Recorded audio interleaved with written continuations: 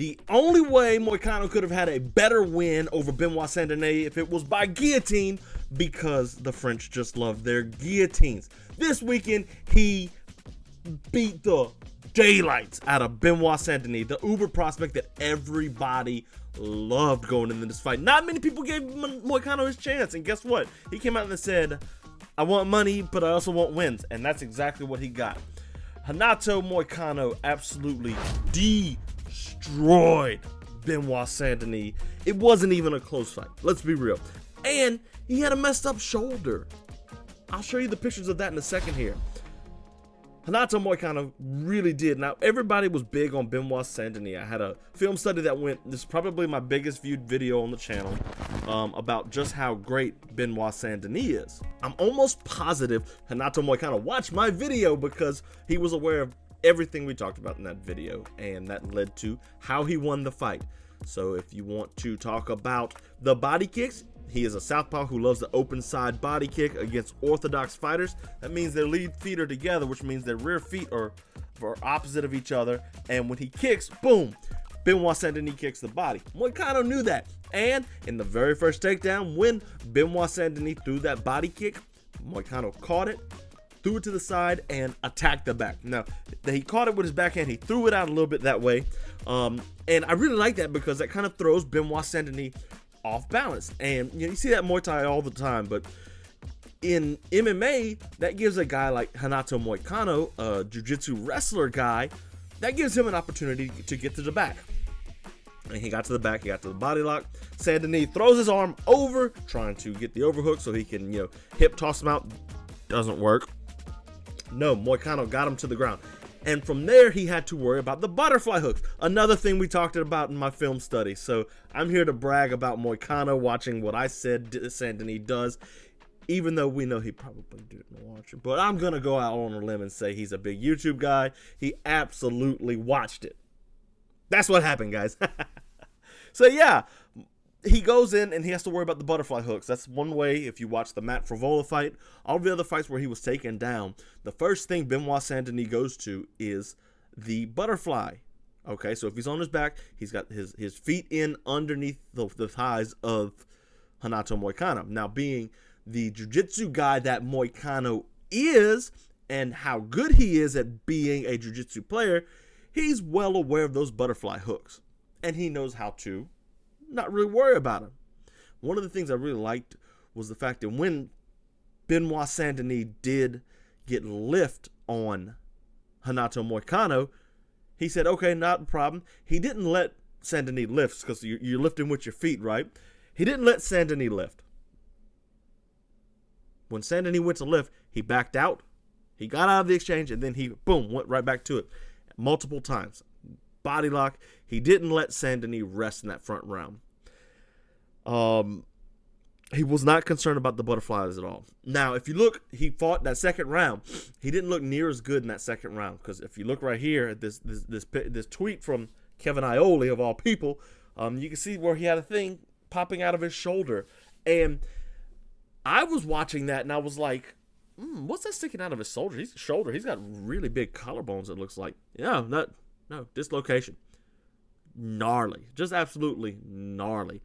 And I was happy to see Moicano go out there and get the win with that injury because, man, getting these injuries like that can cost you a fight. And you could see night and day difference. Like, he wouldn't throw the right hand as much. And he was really reluctant to take a takedown. Obviously, you got to slam your shoulder into somebody, all this, that, and the other. So it makes sense. It makes a lot of sense. But, man, with that shoulder damage, Moicano, he gets it. Now, who does he fight next? I like Paddy Pimblett. I think those two giant personalities, because they got big personalities, those two giant personalities make a big fight. You can make that a co-main event. You can make that a fight night main event in the UK if you wanted to. Or you can go to Brazil and do it. Pimblett would thrive in that kind of environment. And Moicano, he's not American. He's Brazilian, so, I mean, they're going to love him.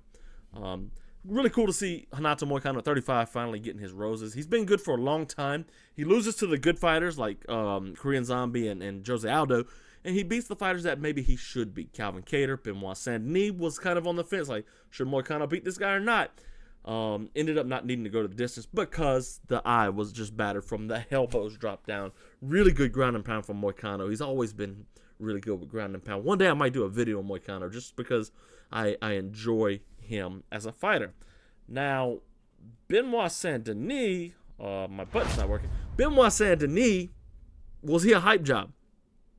If you remember going into that Dustin Poirier fight, he was going to be given a title shot off of that. And that's why Dustin Poirier fought Islam Makhachev.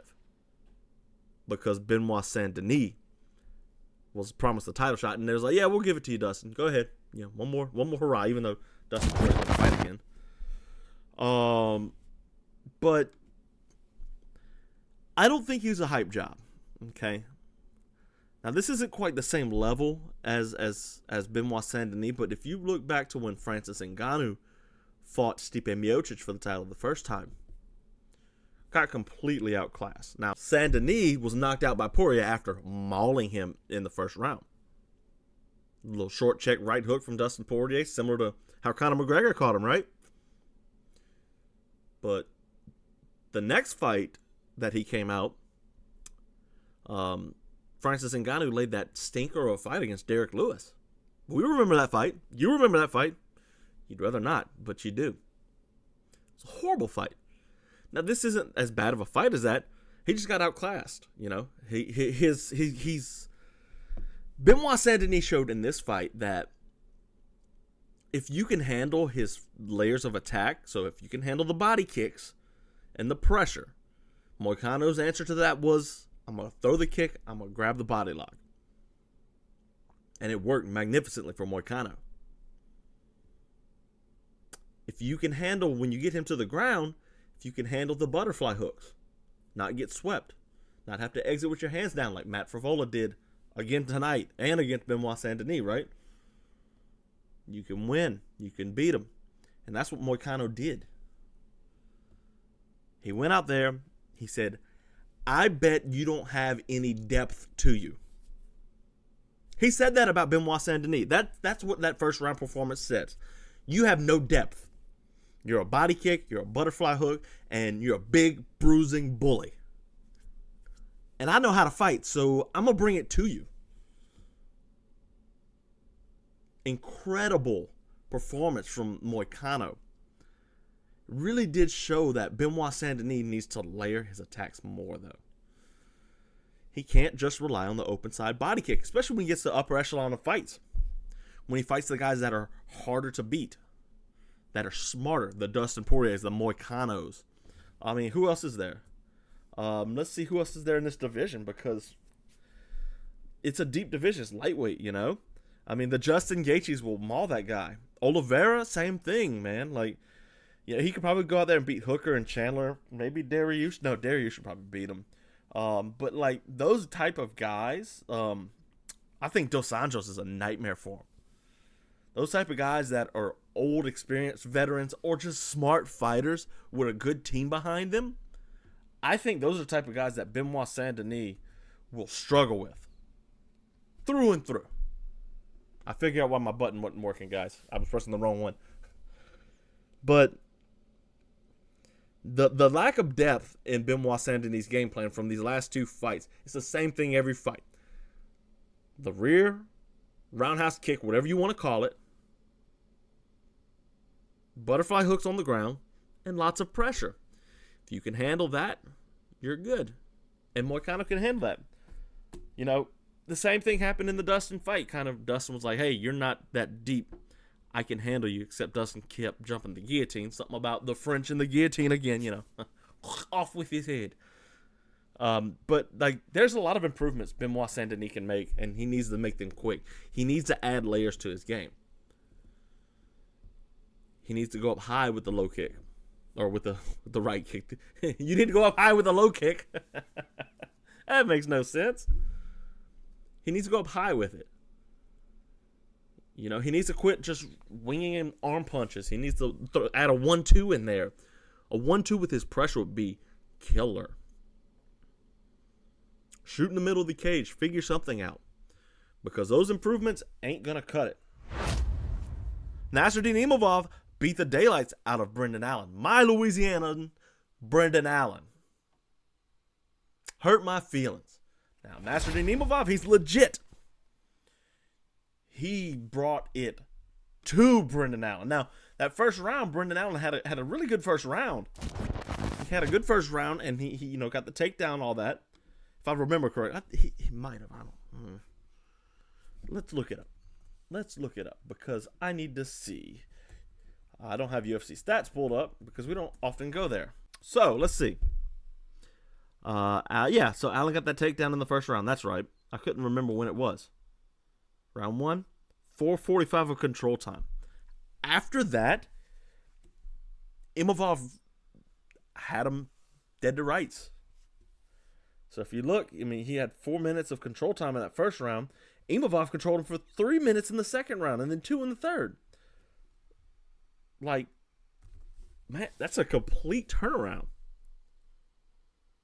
Imavov wasn't worried about it. His 1-2 was crisp. It looked really good.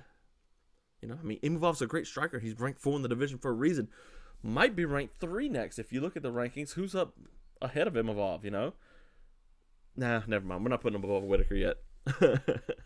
Can't do that. Strickland, Israel, Whitaker, Imavov. Yeah, you can't rank Imavov above any of those guys yet.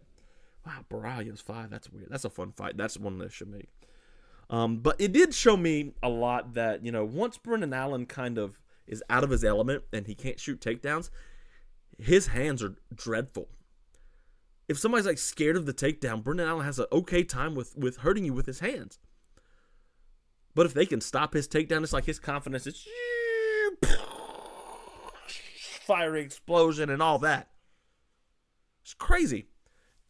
I do like Brendan Allen just because he's a Louisiana guy. You know I'm going to like my Louisiana guys.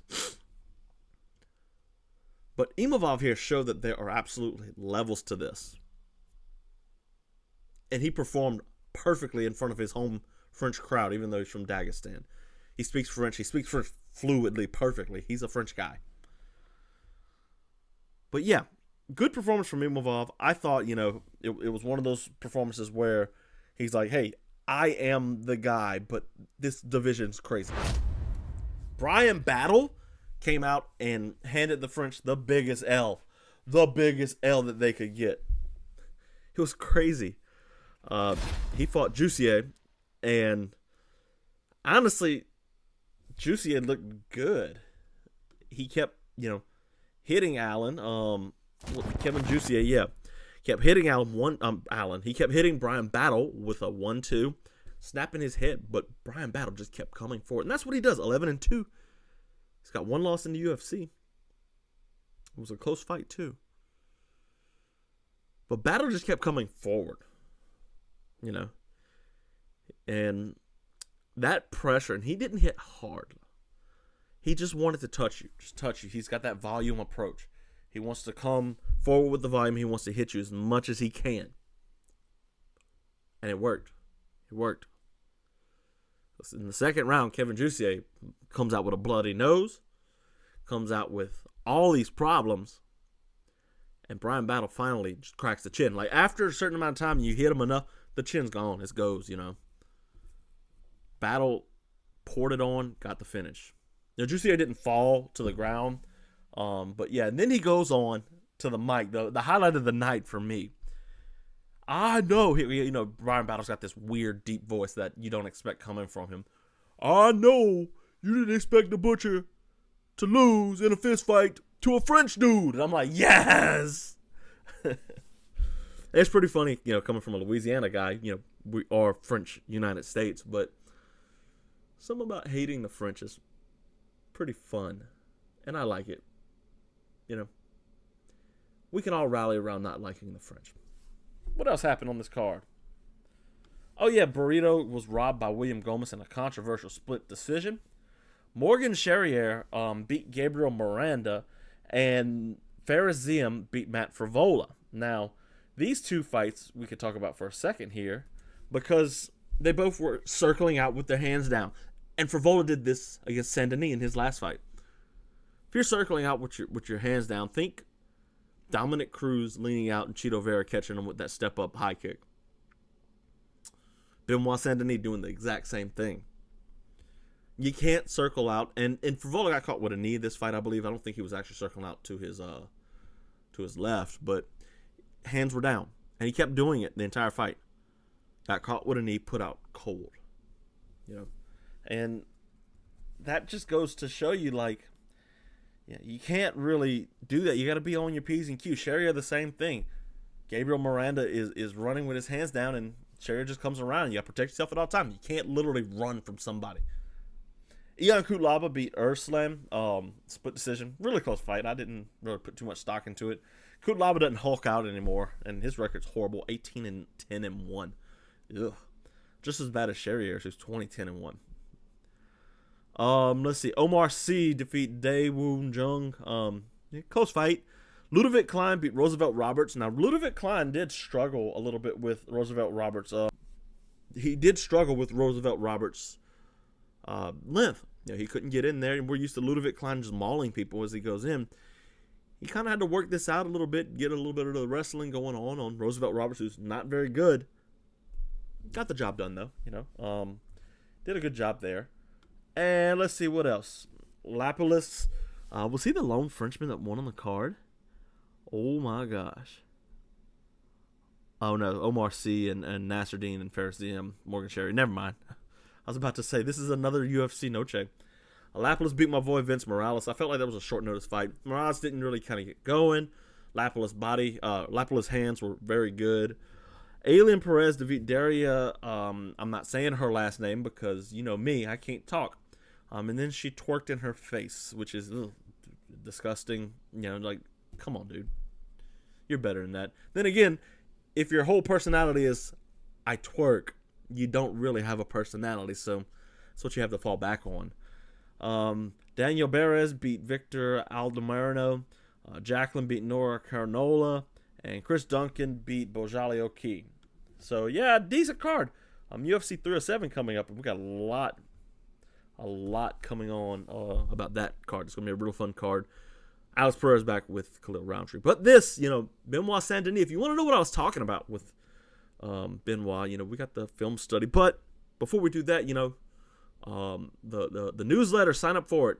FightLibrary.substack.com. You can join the TFL family. You get the exclusive write-ups just for you. There's always a little preview for teasers and stuff, and we do a video for it. But yeah, sign up, $5 a month. You help support the channel, and you help make Fight Finders, which is the best part of the channel. If you want to know about Benoit Saint-Denis, though, like we were talking about him this whole time, in the film study, blah, blah. We talk about his body kicks. We talk about the butterfly hooks. We talk about all of that in this film study, and we want to know, like, what is Benoit Saint-Denis good at? And we figured it out. And even up high, as Matt Frivola learned at UFC 295. Learn how to watch my video. When he's not blasting the body of his opponents with the round kick, Benoit Saint-Denis is a power puncher that gets into brawls often enough. But his biggest shot with the highest consequence is his left. In wild exchanges, he will wing it through and hurt his opponents, which either drops them or pushes them back into the fence. All that is in this video.